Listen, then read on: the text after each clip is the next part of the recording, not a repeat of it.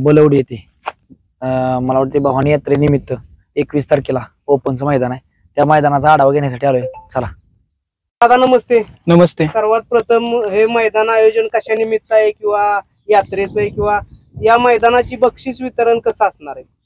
हे मैदान आमच्या ग्रामदैवत भवानीच्या यात्रेनिमित्त आम्ही भरवलेले आहे आणि हे जे मैदान बक्षीस आहे ते 1 लाखापासून 10,000 पर्यंत आणि क्वार्टर फायनल 8,000 पासून 3,000 पर्यंत। आणि आता प्रवेश फी आपण किती ठेवलेली? प्रवेश फी आपण 1,000 रुपये ठेवलेली आहे। आणि सर्वात महत्त्वाचं म्हटलं की आम्ही बॅनर वरती वाचलं ड्रायव्हर साठी एक आगळं वेगळं तुम्ही बक्षीस ठेवलंय, याविषयी काय सांगताल? ड्रायव्हर साठी म्हणजे कसं झालंय, प्रत्येक जण फक्त गाडी मालकाचा विचार करत असतोय, ड्रायव्हरचा आजपर्यंत कोणी विचार केला नाही। त्या संकल्पनेनं आम्ही ड्रायव्हरचा विचार करून हे कडे ठेवलेला आहे। 111 ग्राम चांदी व 1 ग्राम सोने कोटिंग असे मानाचं कड आहे।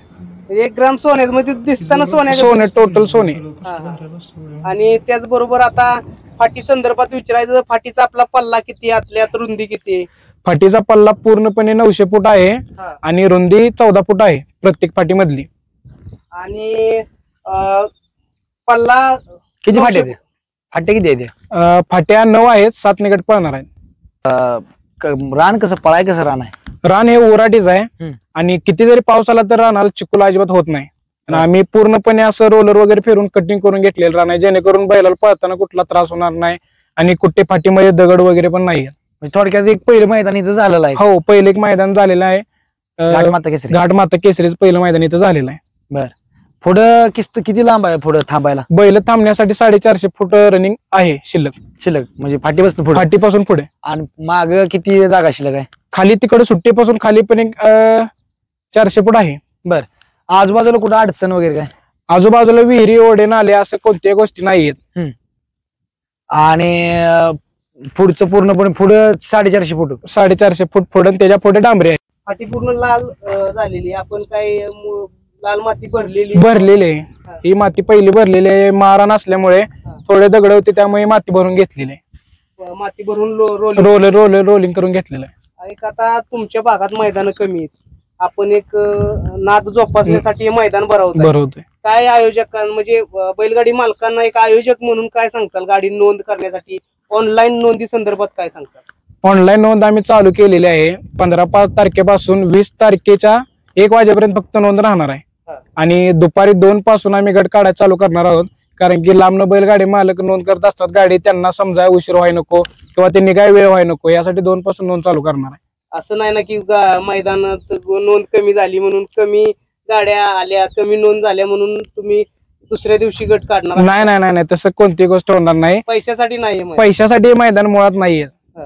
आम्ही फक्त आमच्या भागात आम्हाला एक नाद आहे, आमच्या भागात मैदान पण कमी असतात, आम्ही एक पहिल्यांदा संकल्पना चालू केलेली आहे, त्यासाठी आम्ही भरले, पैशासाठी आम्ही कोणती गोष्ट केली नाही। एक आव्हान करा लोकांना, किती वाजता मैदान चालू होईल, सकाळी किंवा काय? आता ते गाडी जास्त नोंद झाली तर सकाळी करेक्ट 8 वाजता तर आम्ही चालू करण्याचा प्रयत्न करू। बक्षीस रक्कम कशी आहे?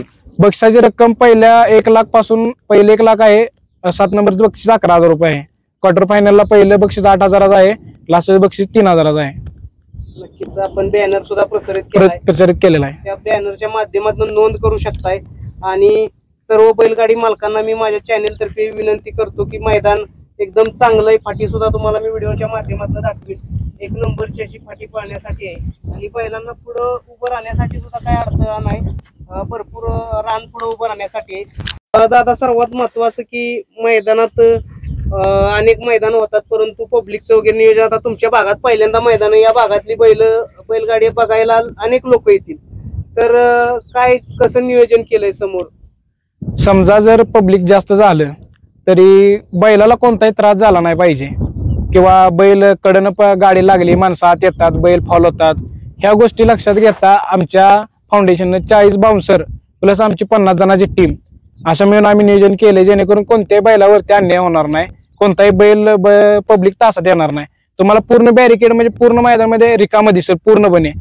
पंच सगळं आम्ही निकाली पंच सगळं आम्ही बाहेर ठेवलेत, ते बाहेरून निकाल देतील, आतमध्ये ग्राउंड मध्ये एक माणूस दिसणार नाही तुम्हाला। नक्कीच। आणि लाईव्ह कोणत्या चॅनेलवर? P3 लाईव्ह ला दिसेल। आणि अनेक मी बॅनर वरती एक बघितलं की महिलांसाठी जे बैलगाडी मालक आहेत त्यांच्या घरी जे बैलाला खऱ्या अर्थानं सांभाळ करते माता भगिनी, त्यासाठी आपण साड्यांचं नियोजन केलेलं आहे। आमची ग्रामदैवत भवानी आहे आणि सर्व महिला आमच्यासाठी त्या देवीचं रूप आहेत. या संकल्पनेनं आम्ही प्रत्येक विजयी बैलगाडा मालकाच्या गृहिणींसाठी एक मानाची पैठणी ठेवलेली आहे, जेणेकरून फायनल व क्वार्टर फायनल पूर्णपणे, आणि असं 7 नाही फक्त 2 पैरे पळत असतात बैलांचे एका गाडीत, दोन्ही मालकांसाठी डबल आणि प्रत्येक मालकाला एक डाल सेपरेट. धन्यवाद. म्हणजे दोन्ही मालकांना 2 डाली हा आणि 2 साड्या. 2 साड्या. धन्यवाद. नक्कीच आगळं वेगळं आणि हे पैशासाठी मैदान नाही, भरवलेलं नाही. हे आम्हाला समजून आलेलं आहे. आणि असं पण नाही की माणसं म्हणतात बाबा पैसे कमी देतात वगैरे. 1 ना 1 रुपया तुम्ही मोजून घ्यायचा, इथून वरचा 1 रुपया सकट तुम्हाला दिला जाईल. दादा, बक्षीस वितरण किंवा गाड्या कमी आल्या तर या संदर्भात काय सांगता? बक्षीस वितरण गाड्या कमी आल्या तुम्ही म्हणला तर 10 जरी गाड्या येऊ द्या किंवा 100 गाड्या येऊ द्या, बक्षीस हे सगळ्यांनी तसंच मिळणार आहे. कारण की आम्ही काय प्रवेश फी मधून बक्षीस काढणार नाही. आमचं गाव हे दानशूर म्हणून ओळखलं जातं आणि आम्हाला सर्व बक्षीस हे बाहेरून आलेले आहेत, पावसाळ्यात आमच्या गावकऱ्यांनी दिलेले आहेत. त्यामुळे बक्षीस 10 जरी गाड्या आल्या तरी 10 जणांना वाटून मिळणार आहे. जेवढे 1 लाख आहेत तेवढेच. धन्यवाद.